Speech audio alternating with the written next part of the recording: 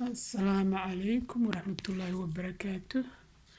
لما أنت وين سلام يا أصحابي ورمسيتهين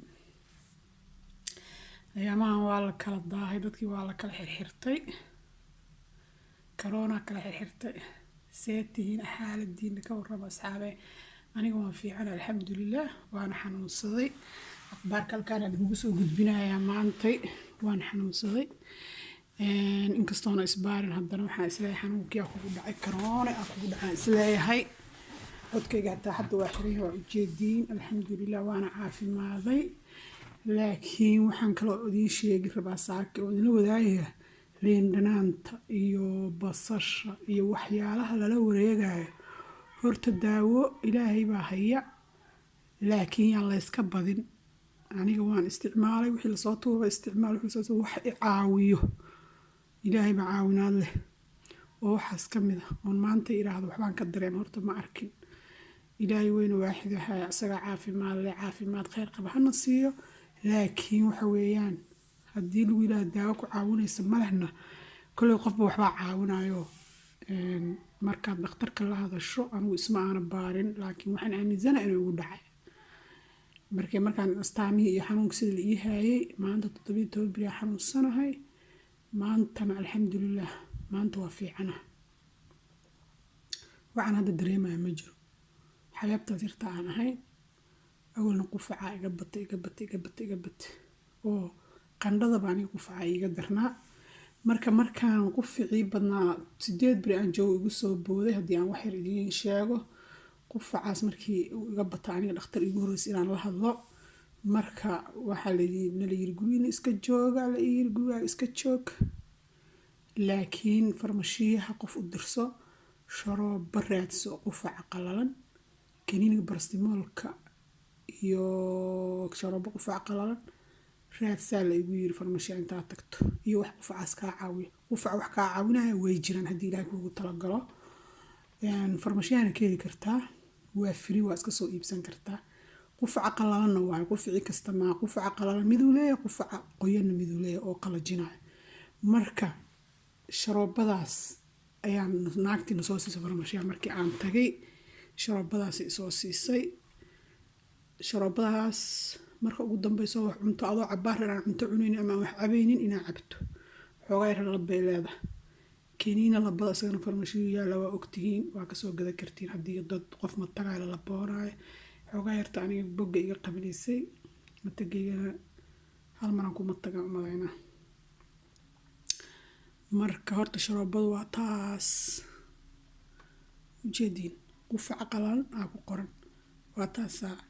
waa soo raadsan kartaa haddii qufac badan ku haayo sharoobadaas waa ku caawinayaan ku leeyahay raadso koodhe kaniinigaasna asagan riiraxyada u fiican yahay rumahaantii markaan afka gashto oon luubaansado asagoo sanjabiil ka samaysanaa jiro kana hadda liinu ka samaysay abalsiinu ka samaysay waa ujeediin midba wuxuu ka samaysan yahay farmashiyo yaalin ayagoo badan marka kaniinigaas haddaad taqaanana waaba taqaanaa caawinaad waa ka heli insha allah haddii ilaahay kugu kaso haddaadan behelin oodan cabaar ka nasan qufaca feeraha ku dilaaca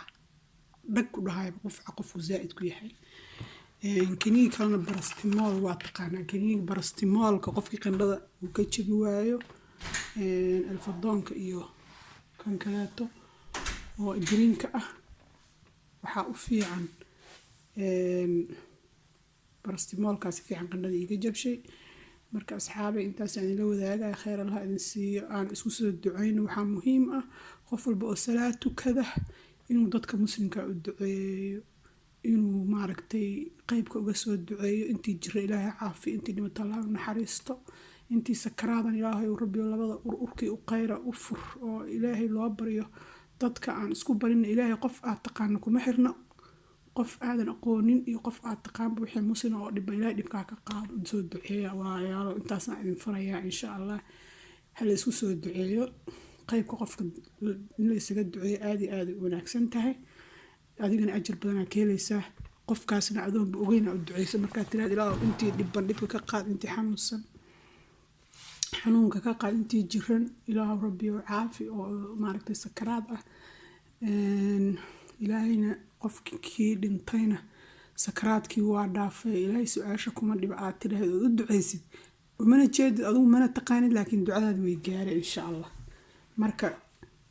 waa masiibo cudurkan wax ka yar oo ka maaragtay oo ka halisan ma aan arkin marka waa qadar ilaahay baana wata marka aan isku soo duceyn walaalayaal khayr idin rajeynaa ummadda u soo duceeyay waa idinkaas insha allah bilkariim waa idinku dheereeyay inaan dheereeyana ma ahayn hadalka haddaa bilowdan isaga iska dheeraanaya khayr idin rajeynayaa waa idinkaas ilaahay weyne waaxida ha idin caafiyo intii jiran intii dhimatay allah naxariisto intii dhib qabta dhibka allah ka qaado dhinacay ka dhiban yihiin oo kasta ilaahay ka qaado dadka muslimiinta ah meel walba ay joogaan iyo qaasatan Soomaalida dhibkeedu waan maaragtay intii dhiban dhibkoodana waan maqlayno waana dhibaya ilaahay qof walba meeshu ka dhiban ilaahay dhibka ka qaado intii dhimatana allah naxariisto waa idinkaas khayr idin rajeynaya assalaamu calaykum waraxmatullaahi wabarakaatuh